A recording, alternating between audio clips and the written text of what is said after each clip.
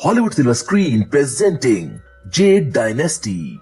कहानी की शुरुआत में हमें कुंफू वॉरियर्स को दिखाया जाता है जो कि बादलों में उड़ रहे होते हैं। इस जगह का नाम किंग यांग था जिसके अंदर एक कुंफू स्कूल था और ये सभी लोग इसी स्कूल के स्टूडेंट्स थे।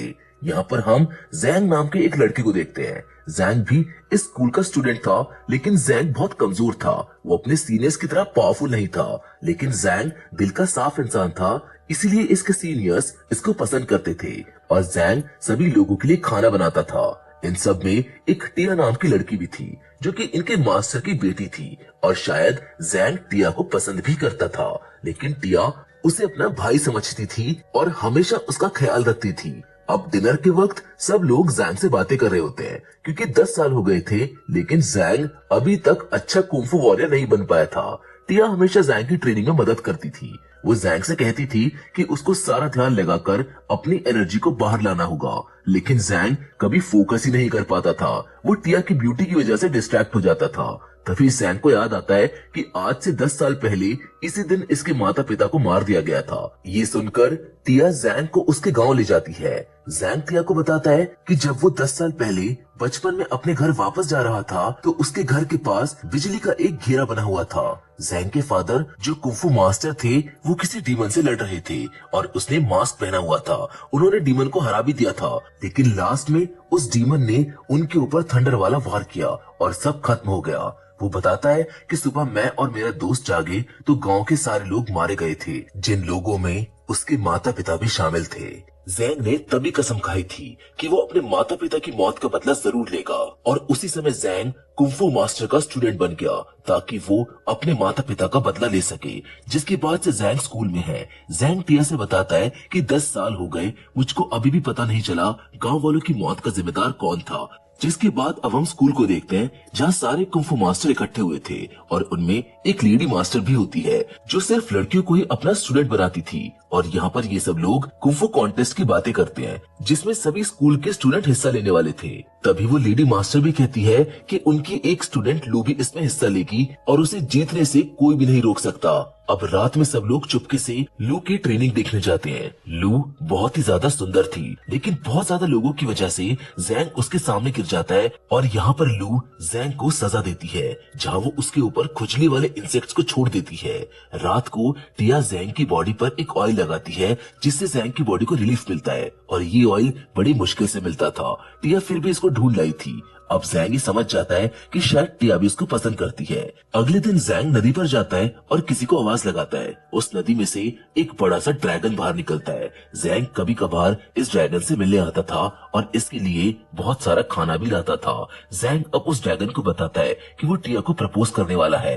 दूसरी ओर टिया अपने फादर की कुंफू की सारी किताबें जैंग को लाकर देती है क्योंकि वो चाहती है कि कॉन्टेस्ट से पहले जैंग एक अच्छा कुंफू वॉरियर बन जाए। जिसके बाद वो अपनी ट्रेनिंग करने लगता है। तभी जो उसके पास लॉकेट था वो चमकने लगता है जिसको उसके फादर ने दिया था। उन्होंने इसे बताया था कि ये बहुत ज्यादा पावरफुल है, लेकिन ये स्टोन तुम्हें अपने कंट्रोल में भी कर सकता है, इसलिए तुम्हें इस स्टोन को एक गहरी खाई में फेंकना होगा। तभी से ये स्टोन जैंग के पास था और अब फाइनली वो इस स्टोन को फेंकने चला जाता है, लेकिन तभी वहाँ पर एक मंकी आकर जैंग को बहुत ज्यादा परेशान कर रहा होता है और वो उसके पीछे ही पड़ जाता है। वो मंकी जैंग से उस स्टोन को लेने के लिए उसके पीछे भागता है, जिसकी वजह से जैंग एक गहरी नदी में जा गिरता है जहाँ पर वो डूबने लगता है, लेकिन वो स्टोन उसे पानी से बाहर ले आता है। लेकिन बाहर निकलते ही वो मंकी दोबारा जैंग पर हमला करता है और उसको काट लेता है, जिससे जैंग के हाथ से खून निकलने लगता है। लेकिन देखते ही देखते वो स्टोन उसको अपने अंदर एब्सॉर्ब कर लेता है। तभी नदी की गहराई से एक मिस्टीरियस स्टिक बाहर निकलती है और जैंग का स्टोन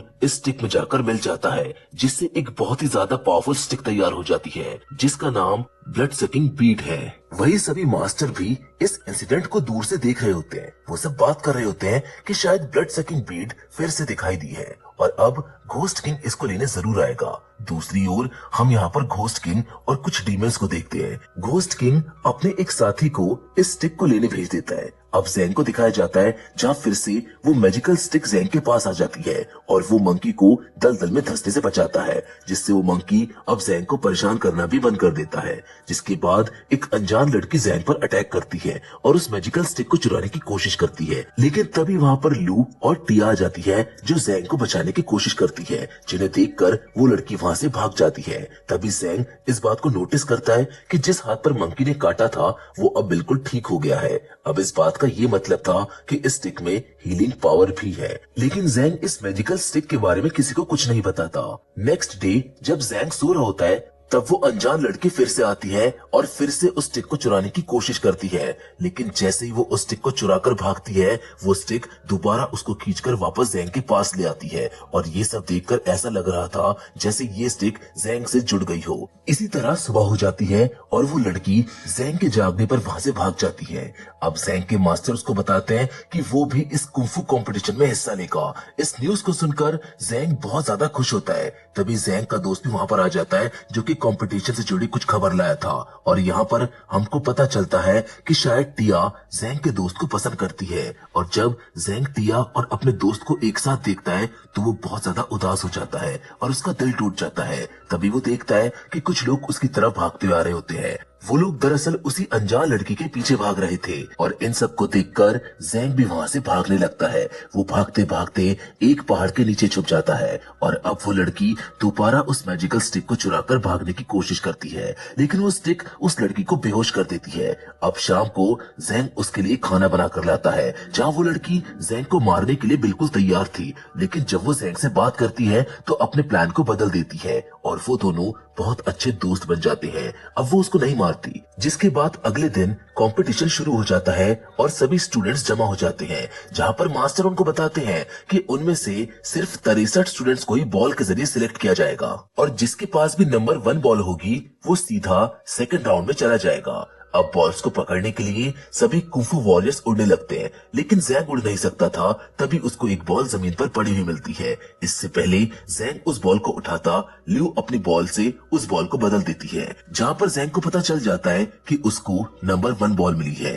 अब उसे इस कंपटीशन में लड़ना नहीं पड़ेगा। जिसके बाद वो लू से पूछता है कि उसने उसको नंबर 1 बॉल क्यों दी, जिस पर लू उसको जवाब देती है कि वो लड़कर आगे बढ़ना चाहती है, ना कि लक के भरोसे। अब राउंड नंबर 1 शुरू होता है और आधे स्टूडेंट्स एलिमिनेट हो जाते हैं। वहीं अब ल्यू इस कंपटीशन को जीतने के लिए बहुत मेहनत कर रही थी, जिससे उसकी बॉडी बहुत ज्यादा इंजर्ड हो गई थी, जिस पर उसकी मास्टर उसे कहती है कि वो राउंड 2 में हिस्सा ना ले, लेकिन ल्यू इस बात को नहीं मानती। तभी उसकी मास्टर उसको एक मेडिसिन देती है जिससे वो जल्द ही हील हो जाती है। अब राउंड 2 में जैंग की भी फाइट होती है, लेकिन उसकी स्पीड देख सामने वाला खुद ही बेहोश हो जाता है, जिस वजह से जैंग जीत जाता है। अब रात को डिनर करते वक्त उसको पता चलता है कि उसके स्कूल से टिया और उसके अलावा कोई भी स्टूडेंट आगे नहीं जा सका, लेकिन वो सभी जैंग के लिए बहुत ज्यादा खुश थे। अगले दिन कंपटीशन में जैंग की फाइट उसके दोस्त से और लू की फाइट टिया से होती है। यहाँ जैंग अपने दोस्त के साथ बहुत अच्छी फाइट करता है और उसको हरा देता है, क्योंकि उसको लगता है कि शायद जैंग ने अपनी मैजिकल पावर्स को छुपाया हुआ था और जैंग बिल्कुल भी कमजोर नहीं था। अब जैंग को भी अपने दोस्त की बात बुरी लग रही थी, क्योंकि वो स्टिक की वजह से ही जीत रहा था। जिसके बाद वो उस स्टिक को दूर फेंक देता है, जबकि दूसरी ओर लू टिया को फाइट में हरा देती है। और अब जैंग के मास्टर भी उसको डांटते हैं, क्योंकि उसने अभी तक भी अपने इस पावर के बारे में किसी को नहीं बताया था। जिसके बाद जैंग का मंकी रात को उसे नदी के किनारे ले जाता है। यहाँ पर लू बेहोश पड़ी हुई थी, जो कि बहुत ज्यादा सख्त ट्रेनिंग की वजह से इंजर्ड हो गई थी। जैंग लू को उसकी मेडिसिन देता है, जिससे वो ठीक हो जाती है। यहाँ लू भी शायद जैंग को पसंद करने लगी थी, क्योंकि अगले दिन दोनों के बीच में फाइट थी, लेकिन फिर भी जैंग उसको यहाँ पर बचाने आया था। अगले दिन जैंग के मास्टर उससे कहते हैं कि वो यहाँ तक इस कंपटीशन में आगे आया, ये बात इनके स्कूल के लिए बहुत बड़ी है। वो बोलते हैं कि अब जैंग जीते या हारे इससे हमें कोई फर्क नहीं पड़ता, बस वो यही चाहते थे कि जैंग को इस फाइट में ज्यादा चोट ना लगे। जिसके बाद जैंग और लू की फाइट स्टार्ट हो जाती है। जैंग अपने स्टिक के बगैर बहुत ज्यादा कमजोर हो गया था, वो बुरी तरह से इंजर्ड भी हो गया था, लेकिन फिर भी वो हार मानने के लिए तैयार नहीं था। लू उस पर दोबारा अटैक करती है। अब जैंग की स्टिक उसके पास वापस आ जाती है। जैंग जो बहुत ही ज्यादा इंजर्ड हो गया था वो वापस से ठीक हो जाता है और अब वो लू को फाइट में हराने लगता है। उसके स्टिक को मास्टर भी पहचान लेते हैं कि ये ब्लड सकिंग बीट है। फाइट के अंत में ज़ैंग इस फाइट को जीत ही गया था, लेकिन वो लू को और ज्यादा इंजर्ड नहीं करना चाहता था, इसलिए वो जानबूझकर हार जाता है। दूसरी ओर हम उस लड़की को देखते हैं जो कि मैजिकल स्टिक को चुराने में नाकामयाब हो गई थी, जिसके बाद अब घोस्ट किंग सभी डीमंस को अर्थ पर भेज देते हैं और यहाँ पर हम पपेट डेमन को देखते हैं जो सभी कुंफू वॉरियर्स को कंट्रोल करके मार देता है। जिसके बाद हम एक और डीमन को देखते हैं जो सबको अपने अंदर अब्सॉर्ब कर लेता है और ऐसे ही करके कुछ और डीमंस भी वहाँ पर आ जाते हैं जो सभी स्टूडेंट्स को मारने लगते हैं। यहाँ पर मास्टर को पता चलता है कि ज़ैंग इविल कुंफू का यूज कर रहा था और अब उसको मार देना चाहिए क्योंकि ये रूल्स के खिलाफ था और डेंजरस भी। तभी ज़ैंग का दोस्त यहाँ पर खबर लेकर आता है कि घोस्ट किंग के डीमंस ने सब पर अटैक कर दिया है,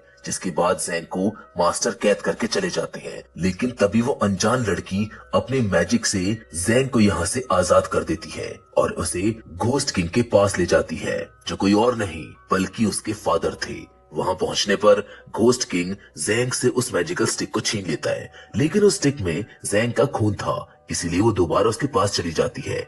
यहाँ घोस्ट किंग ज़ैंग को मारने लगता है, तभी उसकी बेटी उसको रोक लेती है, लेकिन घोस्ट किंग अपनी बेटी को ही बेहोश कर देता है। अब घोस्ट किंग और ज़ैंग में फाइट होने लगती है। ज़ैंग को बचाने के लिए सभी मास्टर्स और स्टूडेंट्स आ जाते हैं। सभी कुंफू वॉरियर्स घोस्ट किंग पर अटैक कर देते हैं, लेकिन घोस्ट किंग उनको मारते जा रहा था। इधर टिया और लू भी उस लड़की से फाइट कर रहे थे, लेकिन ज़ैंग इस लड़की को बचाने की कोशिश करता है पर वो इंजर्ड हो जाती है, जिसके बाद सभी मास्टर अपनी थंडर वॉर से घोस्ट किंग पर अटैक करते हैं। तभी ज़ैंग को याद आता है कि उस दिन भी उसके गांव पर ऐसी ही बिजली चमक रही थी जब 10 साल पहले उसके माता पिता और गांव वालों की मौत हुई, जिसके बाद वो सभी मास्टर के साथ मिलकर घोस्ट किंग को हरा देता है। घोस्ट किंग जाते हुए कहता है कि ज़ैंग के पास एक इविल वेपन है जो कि ज़ैंग को अपने कंट्रोल में करके तुम सबको मार देगी, जिसके बाद सभी मास्टर्स ज़ैंग पर अटैक करते हैं, लेकिन ज़ैंग उन सबको हरा देता है। अब ज़ैंग उस स्टिक के कंट्रोल में आकर पूरी तरह से इविल हो गया था। ज़ैंग को ये भी समझ आ गया था कि इन मास्टर्स में से किसी एक ने ही उसके माता पिता को मारा था, जो कि उस दिन इनके गांव में ब्लड सकिंग बीट को लेने आया था और वो अपने ही मास्टर को मारने जाता है, लेकिन टिया बीच में आ जाती है। अब टिया ज़ैंग को वापस लाने की कोशिश करती है और ज़ैंग टिया की बातों से दोबारा कंट्रोल में आ जाता है। वो लू के पास जाता है और उससे बोलता है कि वो उसको मार दे और लेडी मास्टर की बात सुनकर लू उस पर अटैक कर देती है, लेकिन ज़ैंग के सीनियर मास्टर उसके आगे आकर ज़ैंग को बचा लेते हैं और खुद मारे जाते हैं। अब लास्ट में लू भी ज़ैंग को नहीं मारती और कहती है कि वो कहीं दूर चला जाए। ज़ैंग उस लड़की को लेकर वहां से चला जाता है जो कि घोस्ट किंग की बेटी होती है और शायद उससे वो स्टिक लेने आई थी, जिसके साथ ये मूवी यहीं पर खत्म हो जाती है। इस मूवी से हमको सीखने को मिलता है कि कभी कभी आंखों देखी चीजें भी सही नहीं होती। ज़ैंग के साथ भी ऐसा ही हुआ। ज़ैंग ने सोचा कि जिन्होंने उसके माँ बाप को मारा वो लोग बुरे लोग थे, लेकिन असल में उसके पिता घोस्ट किंग थे जिनसे दुनिया को बचाना बहुत जरूरी था, इसलिए शायद इन मास्टर्स ने उनको मारने का कदम उठाया। हम उम्मीद करते हैं कि ज़ैंग की कहानी आपको पसंद आई होगी।